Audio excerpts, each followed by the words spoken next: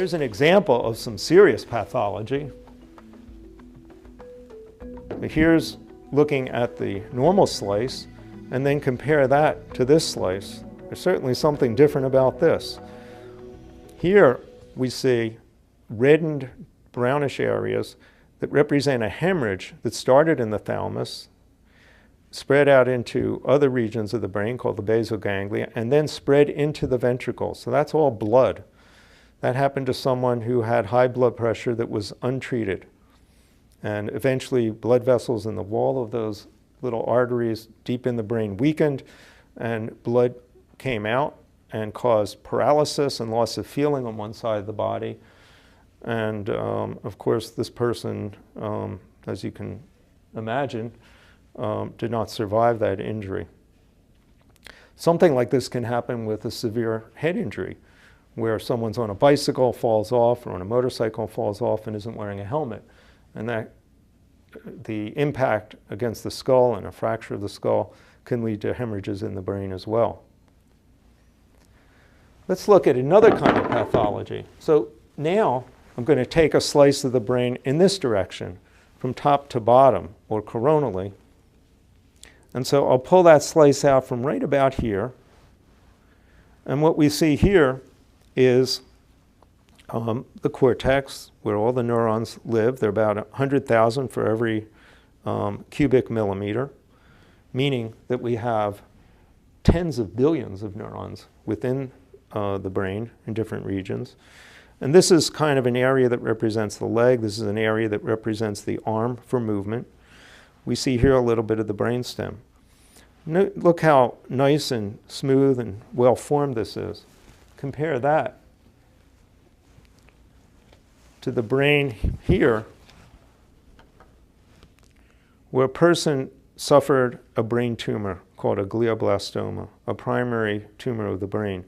And you can see now that instead of this nice, smooth, glistening tan surface, what we have here are regions of hemorrhage, breakdown of tissue, and this is tumor all in here, not only on the left side of the brain, but as well traveling across to the other side of the brain.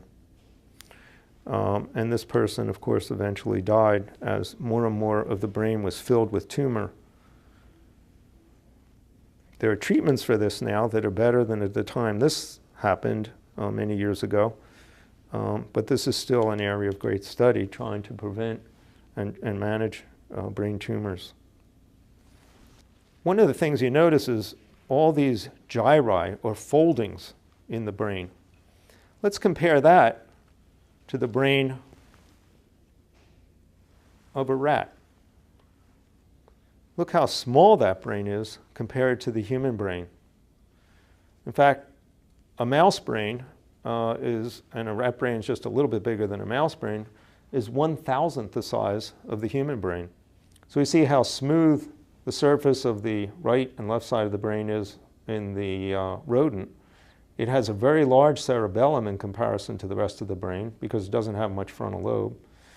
And if we turn the brain over, we can see here the brain stem and the spinal cord. We also see these little areas in here that are for smell. There's a lot of brain in the rodent that's all about smell, because rodents don't use their eyes and ears nearly as much as they use smell to help find their young, get around, look for danger, and find food. So there's been an enormous evolution of complexity in the brain between the rodent and the human brain. Now, how is it that we make a movement, like reaching for a cup or walking? I mean, these are some things that we take into everyday account, pay no attention to, unless, of course, we become disabled and it's more difficult to use an arm or a leg. Well, think about reaching to grasp for an item. Your brain already knows something about the weight of that item, the shape of that item, and the context of where that item appears in your life. For example, if I held up a ball and you went to reach for that ball, you would recognize it perhaps as a ball because it looked like a hard ball that you'd seen before. you would have some idea of the weight of that ball. And so your hand, as it reached for that ball, not only would pre-shape the shape of that ball without you ever thinking about it, but it would be prepared for the weight of that ball. So you can imagine then that in the nervous system, we might see the object, and that information goes back into our occipital lobe to give us a sense of the shape and color. But that information has to be distributed to other parts of the nervous system, to the centers for movement, to the centers for recognition of what the item is, for the centers of our past experience about such items, before we actually go ahead and reach for it safely.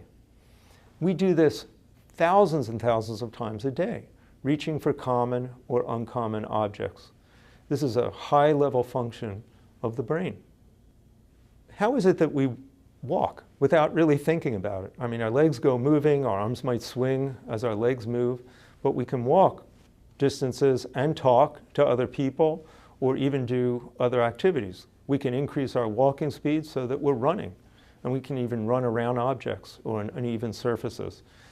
Well, this takes a tremendous amount of brain activity. The idea of walking is sort of conducted by the cortex, the movement areas of the brain up in those frontal lobes and parietal lobes.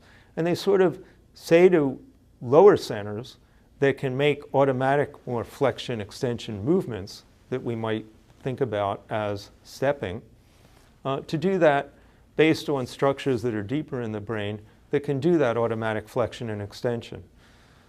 But if we are on uneven ground, the brain has to work a little harder and capture information from our senses, carry them to our muscles, get that information up to the brain so that we can adjust our movements so that we don't fall or twist an ankle. On the other hand, if you're a basketball player and you're running down the court and you want to pull up and take a jump shot, now we're talking about combining our vision, space, and what people are doing around us, trying to keep us from taking that shot, movements of the arm that have been highly practiced to try to throw the ball in the basket, but also running, stopping, jumping. Highly difficult activities that take lots of practice and become major skills. So in a sense then, what we can say is that we have certain basic automatic movements that even a baby can make, but it takes time and practice and maturity of the nervous system to be able to turn those into the kinds of skillful movements that we bring into our daily life.